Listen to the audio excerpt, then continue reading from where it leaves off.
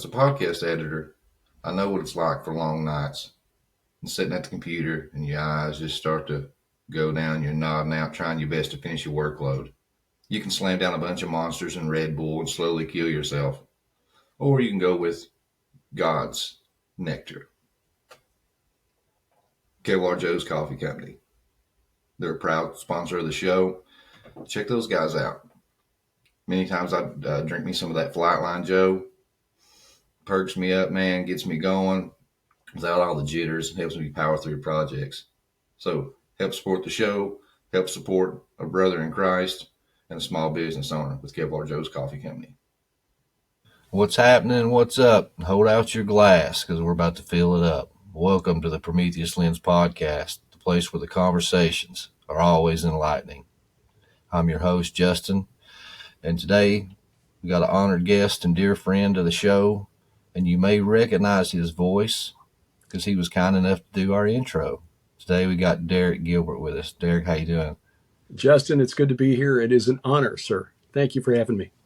Oh, no, the honor is all mine, and I love every time we talk, I could just sit back and just let you go, man. I just love it. I just love it. But today's subject, we're going to talk about the Land of Bashan and all the spiritual significance with it. And this is a man that's led numerous trips out there and has tons of insight and information. And he's just, I know he's just going to blow your mind today. So, Derek, I guess with the Land of Bashan, I guess let's start off with the etymology. Bashan. Yeah, it's related to a word from a language called Ugaritic, which is similar to Hebrew. It's just there's some consonants that shift between languages, and we find that I'm guilty of this. I've got to look very carefully at these languages and not get thrown. We were just talking before the program about one that caught me by surprise at the archaeology conference that we just came back from in Albuquerque, the International Symposium on Archaeology and the Bible, and finding out that staring us in the face for years has been documentation outside the Bible of the location of Sodom. I've been hearing for years this, there's no proof that Sodom ever existed outside the Bible. Turns out that's not true. And it's because the vowels and the consonants aren't always transliterated the same way. Anyway, in Bashan, in the Hebrew, the word in Ugaritic, this similar language, would have been Bathan instead of you get essentially it means serpent. So Bashan literally means the place of the serpent. Now, this is really interesting because when you start looking at, first of all, the land, but also other connections to religious or mythological, if you prefer, serpents in the ancient world, you find that that's a name that was well known for a very long time before Jesus walked the earth.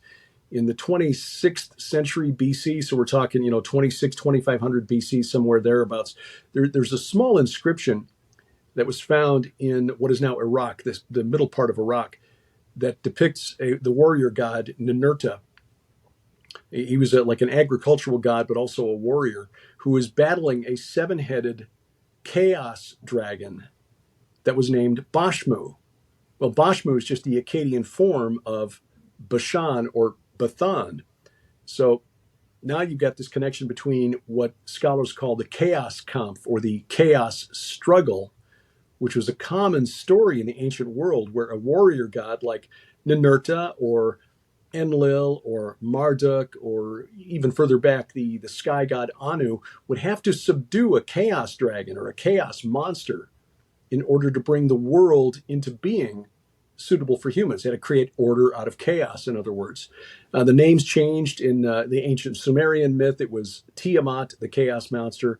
In Akkadian, it was Temtum. In the Ugaritic language, their chaos dragon was called Yam, which is still in Hebrew to this day. That's the word for sea, by the way, which opens up some very interesting understandings and interpretations of the Old Testament. And word plays. Exactly, because it's been known for years by scholars that in the Old Testament, the ocean, the sea, is a representation of primordial chaos. Well, it's because of this connection to this primordial chaos dragon, who Isaiah refers to and Job refers to as Leviathan. The Bible story is very simple. In Genesis 1, verse 2, when God's Spirit is hovering over the deep, that is the Tehom, which is the Hebrew form of the Akkadian word Temtum or Tiamat. In other words, God is hovering over the chaos and essentially subduing it, saying, down, like you're like you're disciplining a bad dog. And we read in Isaiah and in Psalm 74 that God essentially subdued Leviathan, crushed the heads of Leviathan, gave his carcass for food to the beasts in the wilderness. But ultimately, in Isaiah 27, verse 1, on that day, the day of the Lord, which is the day of Armageddon, essentially, that prophesied future day when God says, okay, I've had enough, I'm coming down, then chaos will ultimately be destroyed. Right now it's subdued, but not yet destroyed. Well, again, this story was told and retold by other cultures in the ancient Near East. The Sumerians, the Akkadians, the Babylonians, the Hittites and Hurrians, the Canaanites, the Greeks had a story with Zeus having to defeat a multi-headed serpentine chaos monster called Typhon. The Greeks, rather the Egyptians, they had their struggle with Apophis, the chaos monster. So this was a common story. It's just that the Bible records the actual version with Yahweh, the warrior, subduing chaos, Leviathan. But the name, the Akkadian form of this entity, Bashmu, is remembered in the name of the kingdom of Og of Bashan. Why would that be named for the chaos serpent? Well, maybe it was just a generic form of the name, meaning serpent. Don't know. Can't go back and ask any ancient Akkadians because they're gone now. But I think it's interesting that just within the last 10 years, thanks to our brother Doug Van Dorn, in his book Giants, Sons of the Gods, back in 2013, was the first one to spot this feature on the landscape on the Golan Heights, which is right in the middle of ancient Bashan, that looks for all the world like a 3/4 of a mile long, 200-foot wide serpent. It is an S-shaped, scholars call it a basalt flow, meaning it's cooled lava. And there are extinct volcanoes on the Golan Heights, which is mainly a raised area of like thin layer of soil on top of volcanic rock. So, all right, maybe this wasn't built like the Serpent Mound in Ohio by piling up a bunch of dirt, but it was clear that almost 6,000 years ago, it was considered sacred, because when you go to the site, you see that it is covered. This serpent-shaped ridge, 3/4 of a mile long, is covered with megalithic funerary monuments.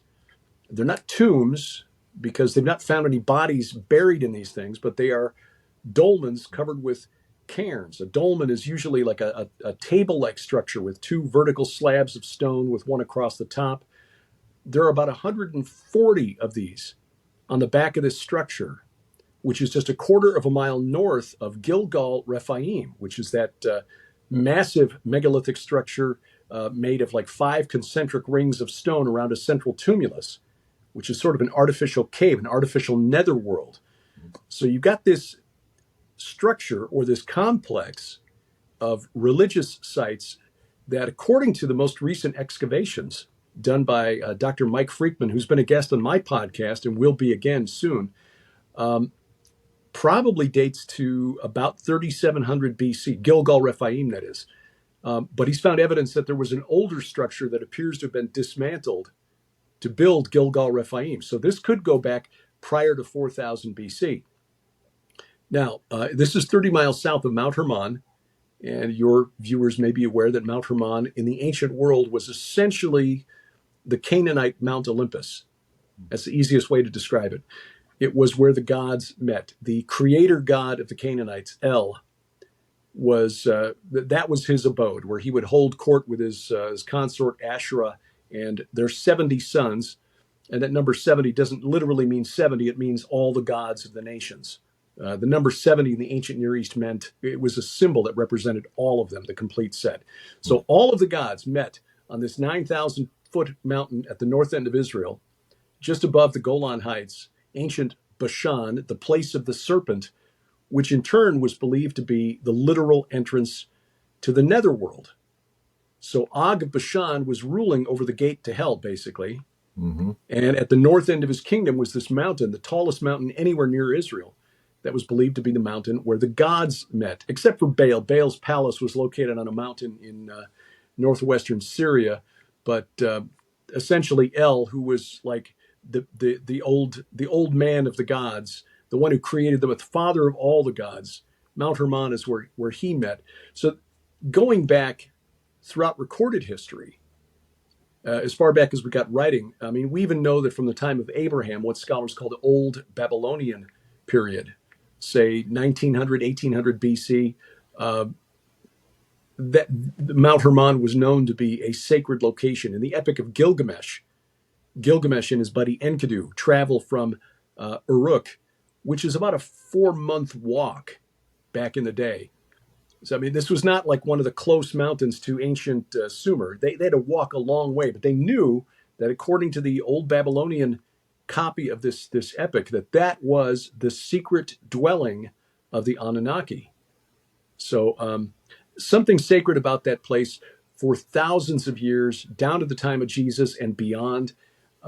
Again, Bashan, that land just to the south of Mount Hermon, between Mount Hermon and the Sea of Galilee, basically, considered the literal entrance to the netherworld, and it is covered with megalithic structures, some of them huge, like Gilgal Rephaim, others the size of this room that I'm sitting in, some smaller, like dolmens, individual funerary monuments, but all of them seem to be related to the cult of the dead, the veneration of the ancestors, the veneration of the Rephaim.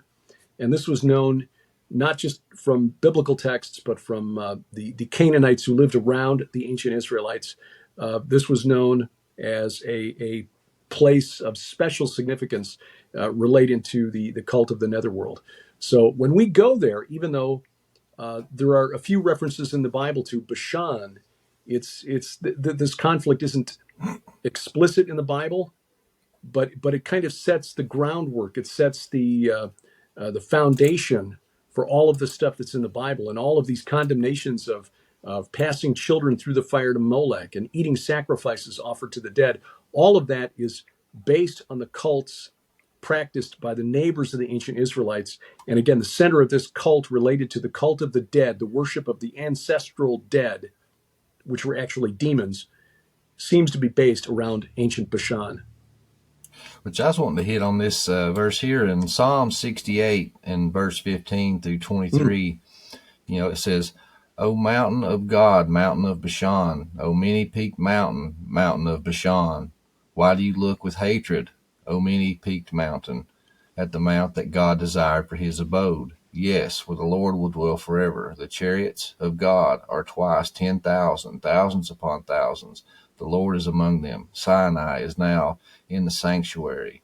You are ascended on high, leading the host of captives in your train, and receiving gifts among men, even among the rebellious, that the Lord God may dwell there. So it references back to the whole divine, or the imitation of the divine council. Right. The mountain of Bashan is a reference to Mount Hermon, and even though it's translated in the version you read, the ESV, as "O mountain of God, mountain of Bashan." The late Dr. Michael Heiser pointed out that the Hebrew there, "O Har Elohim, Har Bashan." Since we know that the mountain of God is actually the Temple Mount, Mount Zion in Jerusalem, not Mount Hermon, the proper translation of verse 15 there is, O mountain of gods, plural, small g gods, plural, mountain of Bashan. Mm. The psalmist is comparing Mount Hermon, which is looking with envy at Mount Zion, which is only about 2,000 feet, by the way. So Mount Hermon is about 4 times higher than Mount Zion, the Temple Mount in Jerusalem. Temple Mount, by the way, is not even the highest hill in Jerusalem, which is interesting. God wants his people to approach him, not like Mount Hermon, where unless you go after the snow is completely melted for the winter, which doesn't happen until like August or September, you take your life in your hands trying to climb to the summit, where there was a temple. In fact, that temple is still to this day the highest man-made place of worship on earth, which is really curious because Mount Hermon is not even one of the 100 tallest mountains on Earth. And yet, none of those mountains taller than Hermon has a man made temple on it at an elevation above 9,200 feet, the summit of Hermon. It's Anyway, funny the United Nations have set up yeah. a building there. In fact, I was just editing that portion of the video that we're working on, Sharon and me, called "The Valley of the Shadow of Death." So I was, showing some photos of what they call the Hermon Hotel, where the United Nations Disengagement Observer Force, or UNDOF, has its soldiers based. And in the wintertime, yeah, that's a pretty nasty place to have to. It's like Ice Station Zebra or whatever. It's like a science outpost in the Antarctic. You don't want to be one of the soldiers who gets stuck with sentry duty on Mount Hermon in the middle of winter. Anyway, I think Psalm 68 is really interesting because I think that not only does it illustrate what might be a war in the heavenly realm. The chariots of God are twice 10,000, thousands upon thousands. The Lord is among them. And then he's ascending on high, leading a host of captives away. It's like he went to the mountain, the Canaanite Olympus, and is taking captives away. That verse 17, Sinai is now in the sanctuary. The Net Bible renders it a little bit better, I think. The Lord comes from Sinai in holy splendor. They say it's a difficult Hebrew to translate, but that makes more sense, especially when you look at the history of the Hebrews and the fact that they came from the south, from what was Edom and Moab, probably the region around Petra. I know that there are people who say that Sinai was in what is Saudi Arabia today. We think it was further north, somewhere around Petra, but we'll defend that in the future. Needs more research. The point is that God, it's agreed, led his people from the south, from Sinai, wherever it was, to the north, and appears to have done battle with the spirits that used Mount Hermon as their base. But I think it's also prophetic because you go down to That's what I was about to say, because you get the whole transfiguration, and he right. goes from there and ultimately goes to the cross and leads a host of captives free. Sharon has even speculated that this whole section there in verse 18, ascending on high, leading a host of captives in his train, did that take place at the transfiguration? Could be. It could be. It could also be that was a representation of the event in Psalm 82, where God is in the midst of the gods in the divine council and says, because you have judged unjustly, though you are gods, all of you, sons of the Most High, like men you shall die and fall like any prince. So again, we're speculating because it's not explicit in Scripture.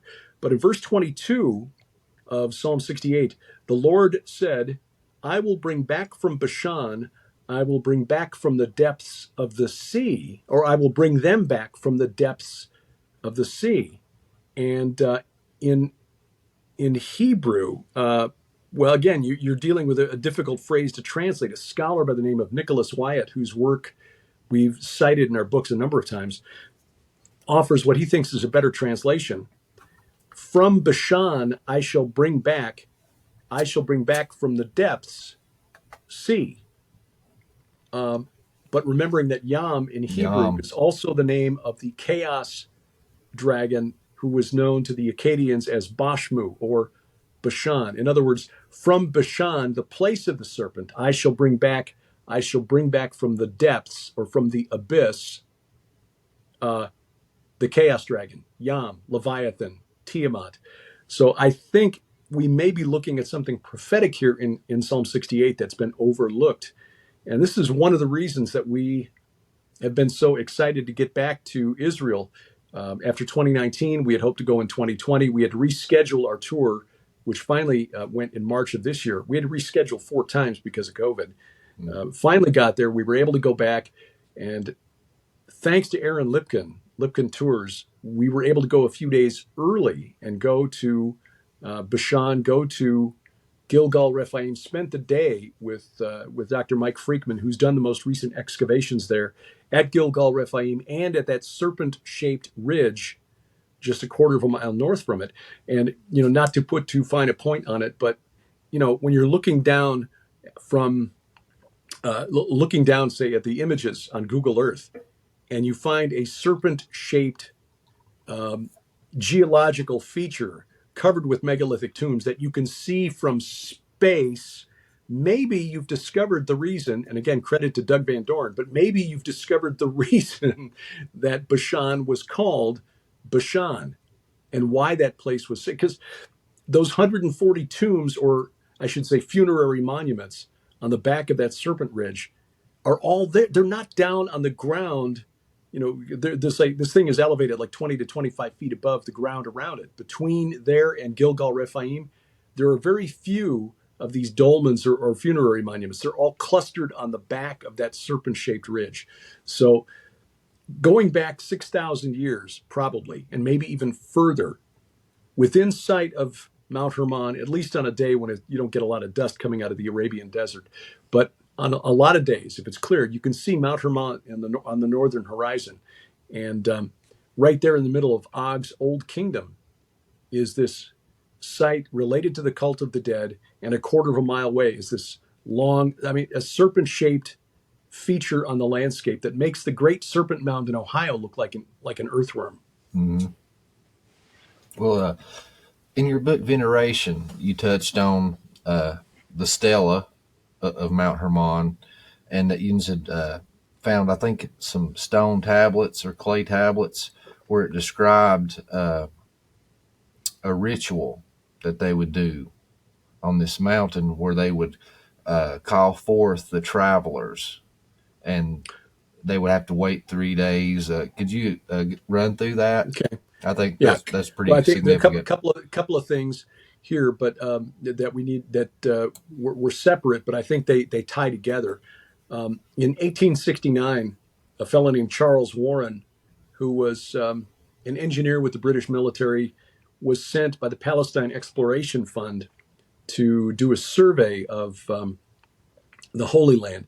He's the fellow who found the Moabite stone, the Mesha stela, that now scholars are coming to agree does make mention of the house of David on it. So we've got a couple of inscriptions outside the Bible that make reference to David. Anyway, in September of 1869, he climbed to the summit of Mount Hermon. He found the temple up there. And, the locals knew that it was there. They call it Qasr Antar. A Presbyterian minister had been there like 10 years earlier. But what Warren found that people had missed for 2,000 years inside that temple was an inscription, a slab of limestone that weighed about 6,000 pounds that was inscribed in ancient Greek and said something like, by order of the Most High and Holy God, those who swore an oath proceed from here. And that is a reference, scholars agree, to the Watchers, and a reference to First Enoch, where we read that 200 Watchers led by a chief. And Watchers, a class of angel, by the way. They're mentioned briefly in Daniel chapter 4, where Watchers come down and tell King Nebuchadnezzar that because he's been a jerk, they're going to punish him by driving him crazy for 7 years. And so not all of the Watchers are evil. Some of them are still faithful and loyal to God, apparently. Anyway, 200 of them rebelled, led by Shemiyaza. Azazel was among them. Shemiyaza apparently was the one responsible for getting them to commingle their seed with the seed of women, producing these hybrid giants. Azazel's the one who encouraged the teaching of forbidden knowledge like sorcery and metalworking for the purpose of making weapons and stuff like that.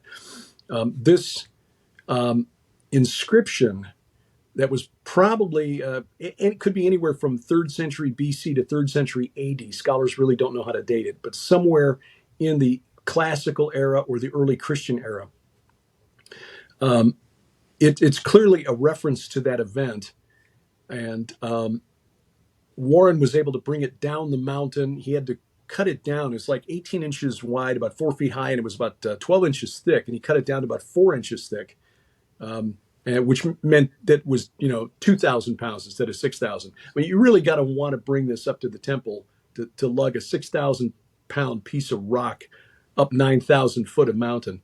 Yeah. Anyway, he got it down. It was broken, but it's now at the British Museum. Not on display, interestingly enough.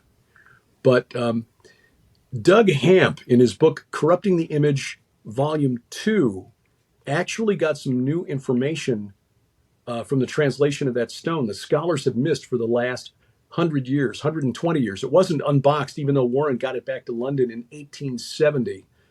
It wasn't unboxed until 1903. Wow. And it somehow got misplaced. Now, in Sharon's series of novels called the Red Wing Saga, it's opened at the beginning of book 2 in 1879 or somewhere around there. And a bad thing happens to the guy who's, the poor guy who opened the box. But, so nice plot device. This is how we learned about this stone, by the way. Anyway, Doug Hamp got some additional information out of it and found that scholars have been kind of skipping over a couple of words that they couldn't translate. One was bo, B-O, and the other is batiou, B-A-T-I-O-U. And Doug brilliantly said, okay, bo is a Greek prefix. Again, this is written in Greek, a Greek prefix that means bovid, like bull-like. Okay, that makes sense. I mean, El, the creator god of the Canaanites, his main nickname or epithet was Bull El. So if that's his mountain where he holds court, Bull El, yeah, that would be the place where he would meet. Okay, and Batayu, Doug speculated, and he talked to a couple of other scholars about this. One in particular, whose work we really appreciate, Amar Anus, an Estonian scholar, has done some great work on the Nephilim, and he agreed that Doug probably had it right. Batayu is a Hellenized or Grecianized form of a Sumerian logogram that is like a cuneiform writing, using the little wedge-shaped reeds in clay. The symbol in Sumerian, Bod or Bat, that referred to the chief god of the Sumerians, Enlil, and the chief god of the Amorites, Dagon. Enlil, Dagon, and El were all the same entity, just by different names. So essentially, according to Doug, the new translation, or the correct translation, should be, by order of the Most High and Holy God, Bull El, those who swore an oath proceed from here. Well, in my book, The Second Coming of Saturn, I argued that El, or Enlil, or Dagon, Saturn, Kronos, many other names, was Shemiyaza, the leader of this rebellion on Mount Hermon. So I cited Doug's book in my book because I think this is just more evidence that makes the case that we're dealing with the same entity here. And again, it points to the sacred nature to the pagans of Mount Hermon. It is the Canaanite Mount Olympus. Now, in Ugarit, which was that Semitic kingdom that I mentioned earlier, it's an Amorite kingdom based out of northern Syria on the Mediterranean coast, very close to the modern border between Syria and Turkey. This kingdom that was kind of a powerful city-state on the Mediterranean coast for about 500 years. It was destroyed around 1200 BC, around a time of what scholars call the Bronze Age collapse. A lot of cultures in the eastern Mediterranean region were destroyed at that time. The Hittite Empire collapsed. A number of smaller kingdoms, including Ugarit, were destroyed. The Sea Peoples were blamed for this. They almost overran Egypt. The Egyptians managed to drive them back. Now, was that the Phoenicians? The Phoenicians are what came out of this. The people of Ugarit were essentially Amorite, and their descendants, after we passed through a period of history, were eventually called the Phoenicians. So the Phoenicians were essentially just the descendants of the Amorites or the Canaanites. Canaanite, Amorite, same term. It's just Canaanite sort of geographically designates the Amorites who lived in the western part of Mesopotamia towards the Mediterranean Sea. Babylonian, they were Amorite. They just lived in the eastern part of Mesopotamia. It's like, I'm a Chicagoite because I was born there, but actually I'm, German, English, Welsh, Swedish. So that's what you're dealing with. Babylonian, Canaanite, not really ethnicities. They're just geographic designators. They were all Amorites, and the Phoenicians emerged from the chaos in the around the time of the Judges in the Bible. Actually. All had ties to giant clans, or those who worshipped what they believed were the giants of old. Yes. So anyway, Ugarit was rediscovered about 100 years ago. It's a site in Syria called Ras Shamra, and the texts were discovered by accident, and it's really helped us to understand the Old Testament better because the language is similar to Hebrew. There are a lot of words that were not well understood from Hebrew, but when you can add the context from Ugaritic and some other, Semitic languages like Akkadian and Eblaite and Moabite, now you can get a better idea. You can sort of triangulate on what the words mean by looking at the context. And there are several texts in Ugaritic that are called the Rephaim text because they mention this group of underworld entities that are called Rapayuma in Ugaritic, but it's Rephaim in Hebrew. They appear to be entities who are summoned to a banquet or a ritual meal at the threshing floor or the tabernacle of El, which can only be the summit of Mount Hermon. And again, this is not me saying this. This is the scholars who devoted their academic careers to studying this stuff. I'm not a scholar. I just read their work and try to fit the pieces together. I was about to say, watch you act like you are not. So these Repayuma are summoned in one of these texts. The text literally says they mount their chariots. They travel first one day and then another, and they arrive at the threshing floor of El at dawn of the third day. Like, wow. I mean, if you're a Christian, you got to hear that and understand the significance. This is 1,200 years before the birth of Jesus. That's how old these texts were at the time Jesus walked the earth. Ugarit was destroyed around 1200 BC, maybe a little after. So you're talking 12 centuries before Jesus. There was a group of people believed to be the spirits of the mighty men who were of old, the men of renown. In other words, the Nephilim, although the Ugaritic people didn't call them that. But that's who we're dealing with here. Were summoned to a ritual meal in what's like a necromantic ritual. In other words, summoning the dead from the netherworld to attend this meal held in their honor by the king of the gods, El. And they arrive at dawn of the third day on the summit of Mount Hermon. Yeah. And so Jesus, when he's walking the earth, makes a point of traveling from his home base, the base of his ministry on the north shore of the Sea of Galilee at Capernaum, walking 30 miles. It's not like get in the car, drive half an hour, 45 minutes, and we're there. It's like you got to walk 30 miles with your guys to a pagan cult site at the base of Mount Hermon called Caesarea Philippi, where there was a temple to Jupiter, there's a temple to the emperor, there was the Grotto of Pan, a cave that was sacred to the goat demon Pan, the goat god. And here you're bringing a bunch of nice Jewish boys there for this. What? I mean, they've got to be good. Look, Rabbi, why are we here? What's the point of this? And this is where he asks them, who do people say the Son of Man is? And they give him some answers. And then he says, okay, but who do you say I am? And that's when Peter gives that answer, that very famous answer. Well, you are the Christ, the Son of the living God. And Jesus confirms this by saying, blessed are you, Simon Bar-Jonah, for this was not revealed to you by man, by flesh and blood, but by my Father in heaven. In other words, Jesus is saying Peter has received divine revelation, and he's saying it at the foot of the mountain that was the Canaanite Olympus, the mountain sacred to all the Canaanite gods. And then, according to Matthew, 6 days later, he takes his fellows up a very high mountain, and the only very high mountain in the vicinity is Mount Hermon. He climbs this mountain, and that's where he's transfigured.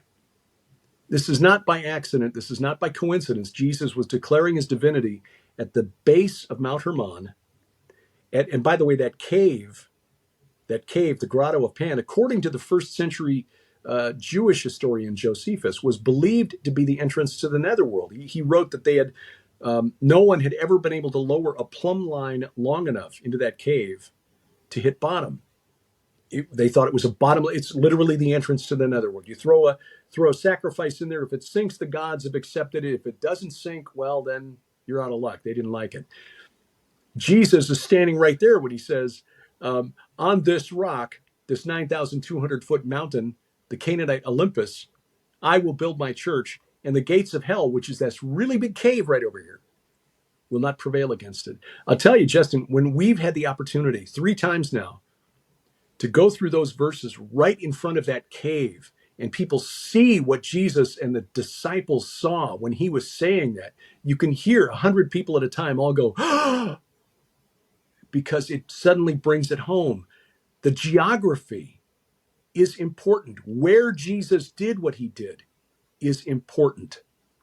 Not just what he did obviously was critical, but where he did it was also very important. And when you see it with your own eyes, when you're standing at the base of this mountain and looking up and then looking over at this massive cave that used to be the source of the Jordan River, man, it brings the Bible alive for you.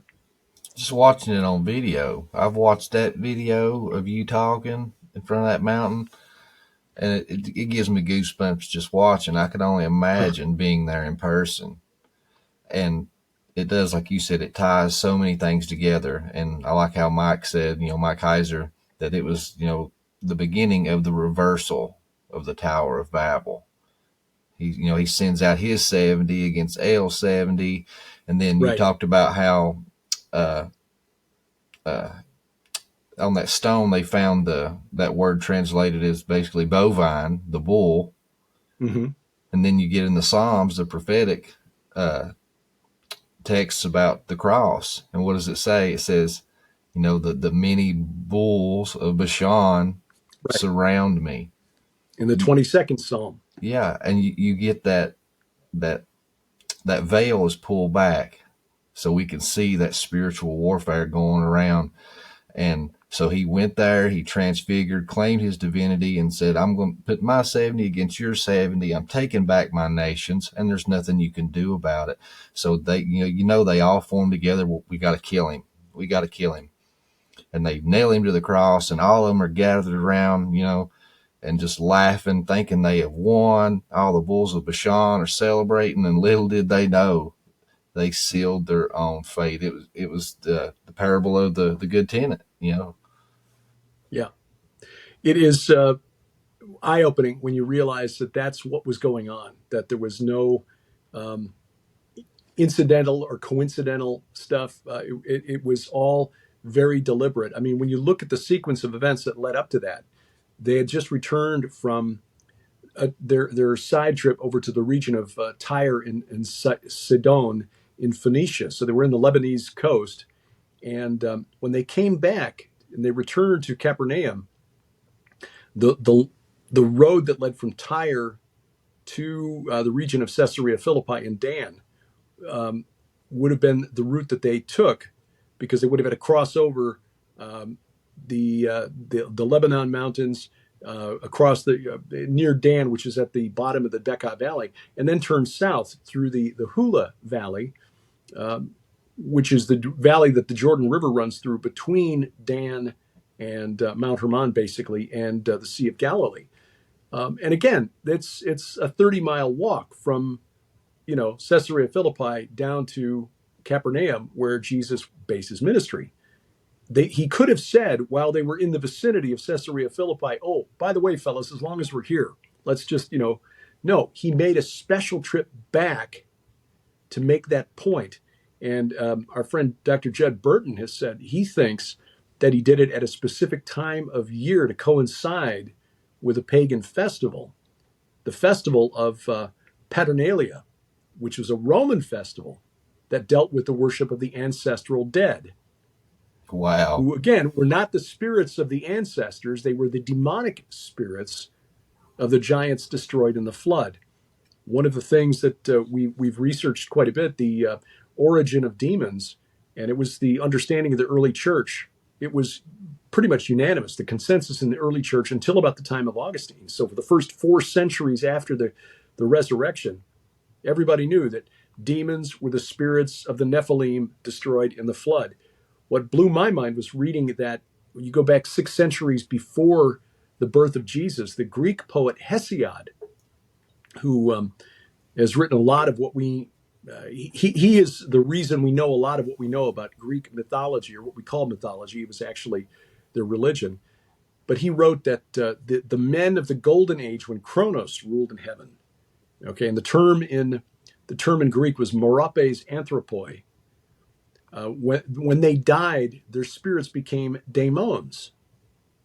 and they wandered the earth, assisting humans because they're kindly and helpful. And, yeah, okay, as long as you sacrifice to them and all that. But the bottom line is the Greeks understood that the spirits they called daemons, which is where we get the word demon, were the spirits of these men, these demigods who lived during the golden age, the pre-flood era, when Kronos ruled in heaven. And Kronos and the Titans were banished in the fake news version, banished by Zeus and the Olympians, but they were banished to Tartarus. In 2 Peter 2, verse 4, we read that the angels who sinned, and in the context of 2 Peter 2, it's a sexual sin, which can only point to the sons of God in Genesis 6. The angels who sinned had been thrust down to Tartarus by God. 2 Peter 2, verse 4, the word in English is usually hell, but in Greek it's tartarao, or tartarosis, which means thrust down to Tartarus. Only place in the Bible that word is used. So you have, as Mike Heiser used to say, if it's in the Bible and it's weird, it's probably important. I would argue that the Titans of Greek mythology were the watchers of the book of First Enoch, the sons of God from Genesis 6. Just like the And Anunnaki. the I swear, I think that's the Mesopotamian version of the same story.